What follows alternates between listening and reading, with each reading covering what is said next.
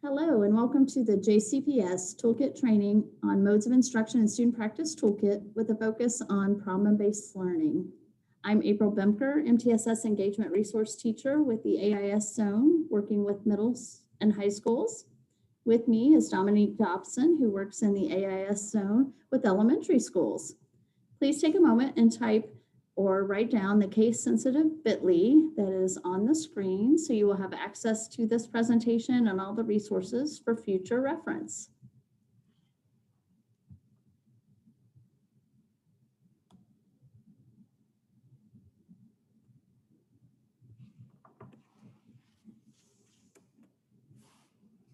Here you will see the 6 components that make up the MTSS department or multi-tiered systems of support.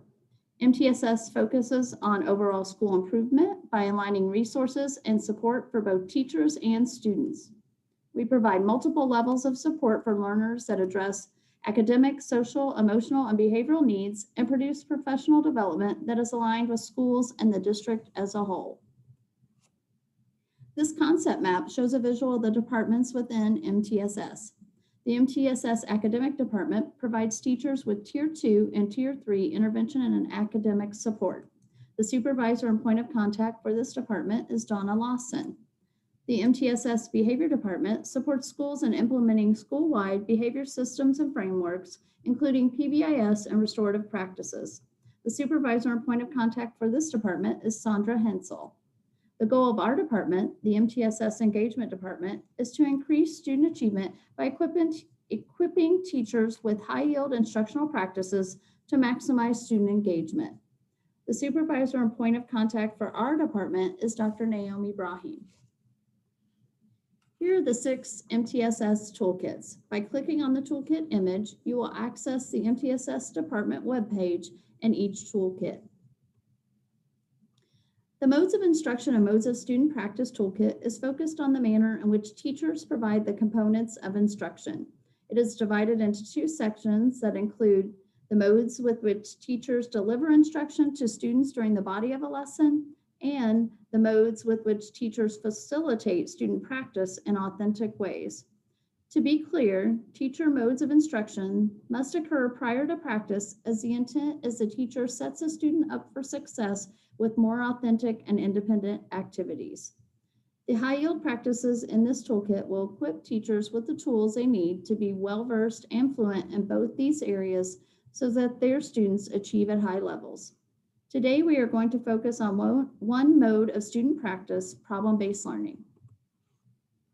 Successful implementation of this instructional practice is observed when the teacher utilizes authentic examples for problem-based learning while applying required knowledge and skills to solve a problem. In this session, we will explore problem-based learning and determine ways to help our students be at the center of their own learning. The success criteria for today will be to formulate methods of implementing this practice in your classroom.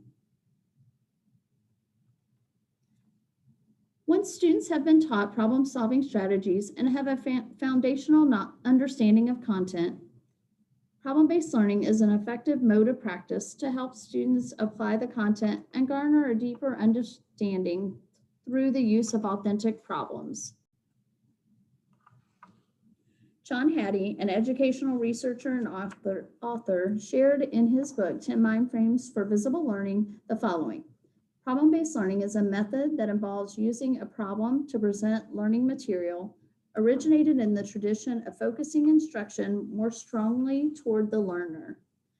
Focusing on problems is undoubtedly an exceptional approach from a pedagogical standpoint because it has fundamental effects on building a positive culture of mistakes, being a valuable part of feedback process, as well as on learners' self-regulation, and on possibilities for dividing up the class into groups.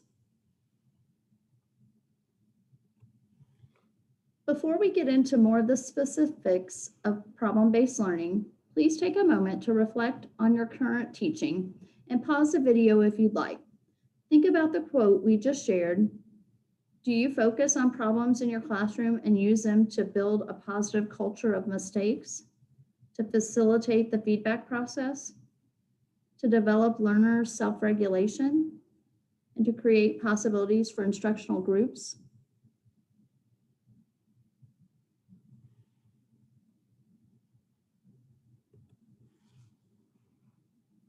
John Hattie shared 6 core characteristics of problem-based learning in his book, Visible Learning.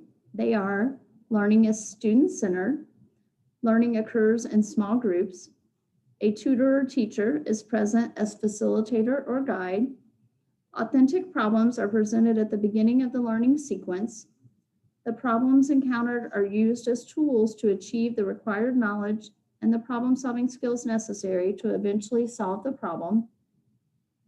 New information is acquired through self-directed learning. Keep in mind, though, what we shared earlier, that problem-based learning has the highest effect size when used as a mode of practice once students have been explicitly taught problem-solving skills and have foundational knowledge. We will explore that a little bit more in the following slides.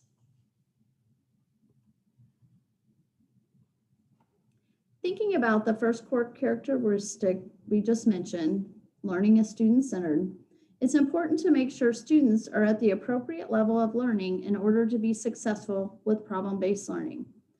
So let's look at the different levels. John Hattie and other researchers state that there are 3. Surface, which focuses on learning one idea or concept or skill at a time. Deep learning, where students see connections, relationships, and schema between ideas and learn to organize skills and concepts. And then there is transfer learning, which is when students begin to apply knowledge in increasingly new and novel situations. So when is the right time to use problem-based learning? It is not while the students are still in the domain of surface understanding. Problem-based learning will have an effect if the learners have acquired the necessary knowledge base to complete tasks at the deep and transfer level. Teachers must be able to identify the learning levels of their students and assign appropriate problems. They also must be able to lead learners into the domain of deep understanding and motivate them to work on the problems. Problem-based learning places more emphasis on meaning and understanding than on reproduction, acquisition, or surface level knowledge. In this video, you will watch first graders and fourth graders tackle actual problems their community is facing.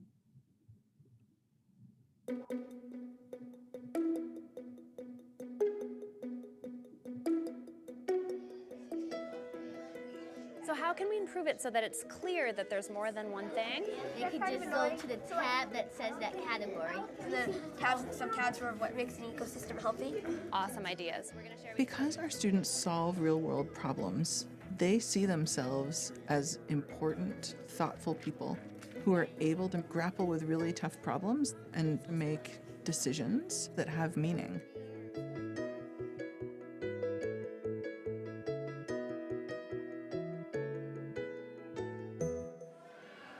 Our school is a preschool through 8th grade public charter school in Washington. Our mission is really to help all students develop a lifelong love of learning. So keep cutting.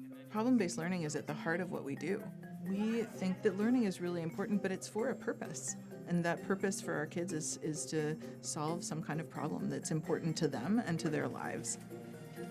What was the problem we're trying to solve? People think that spiders are disgusting and gross. Yeah. What are the stories that we read about spiders? How are the spiders portrayed? Jonas?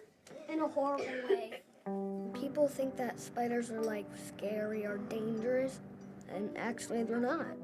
We've been working on our spider stories for quite a while because they are the way that we're solving our problem. Why write stories? It changes people's minds. And what else can it change? Their hearts. Their hearts. Every student studied their own spider. They did research on all of the attributes of that spider. Then they had to take those facts and create a story around them. The spider I've been researching is the broad-faced sack spider. My story's about this little spider trying to find a home. and how the problems it gets through to find the perfect place to live. It's Daddy Longlegs! This writing project is actually helping us learn how to write better because you can look back at your research and then you can know like the facts. He dove to eat the spider. What I hope that I'm building are like tiny problem solvers. There was a spitting spider. It's a really appropriate way for them to practice those lifelong skills. The bird didn't see him, so he went past the edge. When I think about how to identify a quality problem, I think about what is the authentic context that I can situate that problem within. Our school's called Two Rivers, and one of those two rivers is the Anacostia that is not swimmable or fishable. Our website needs to teach kids all about the river ecosystem, both its problems and how we can make it healthy again. And so they're creating a website.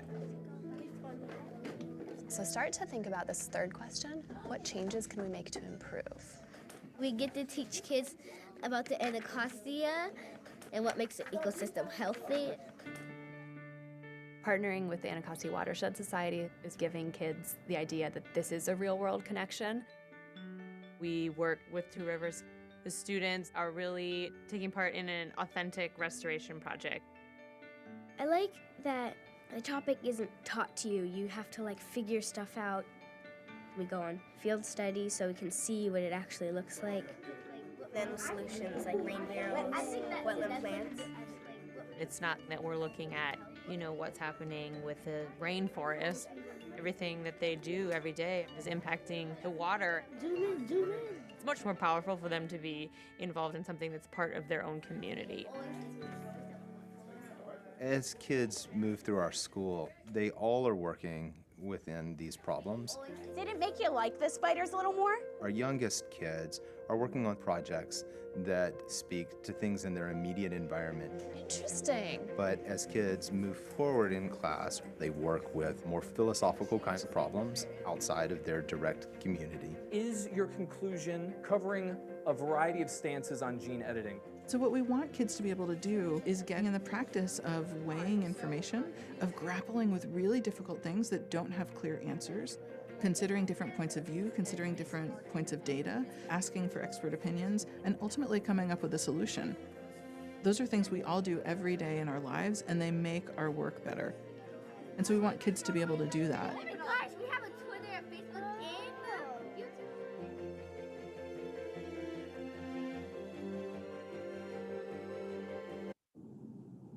Some key takeaways from the video are the following. Through problem-based learning, students navigate the complexity of a global society and solve problems in unique ways. Teachers can bring in experts to help students gain insight and discuss possible solutions. When thinking about problem-based learning, we want students to use authentic, real-world problems that engage students in their world while addressing content standards. Students can demonstrate their learning by creating a meaningful product. Some key benefits of problem-based learning include the development of problem-solving and critical thinking in situated contexts. It provides an opportunity to address preparing students for active, responsible citizenship, and students gain experience in tackling realistic problems while utilizing communication, cooperation, and resources to construct ideas and foster reasoning skills. There is a link on the slide to a chapter from the book, Instructional Methods, Strategies, and Technologies to Meet the Needs of All Learners by Paula Lombardi. It's dedicated to problem-based learning, and there's also a link to a video of John Hattie discussing problem-based learning if you would like more information about the benefits and problem-based learning. Some things to keep in mind when implementing problem-based learning in your classroom is to determine the content of the problem. Think about what should the students be able to do by the time they are completed, and what skills will the students acquire? Before writing or choosing a problem, it is vital you check to make sure students have enough resources to find information necessary to solve the problem. Keep in mind that when writing a problem statement, you want it to be developmentally appropriate, grounded in student experience, curriculum or standards-based, and can accommodate multiple teaching and learning styles and strategies, and is ill-structured. Introduce the subject in a way that shows explicit connections to your students' lives. Develop questions that will help keep your students on track. If your students need you to introduce the problems in stages, do not steer away from doing so. You want your students to identify learning issues that will lead them to research that is targeted to the concept. There are some guiding questions to use when planning included on this slide. Be sure to develop evaluation strategies to use throughout the problem. Hattie states, the application of knowledge, not development of knowledge, is at the heart of the success of problem-based learning. While considering the quote from Hattie, the video of problem-based learning in action, and what you have learned in this training, stop, pause, and reflect on how you will implement problem-based learning or adapt your implementation in your classroom.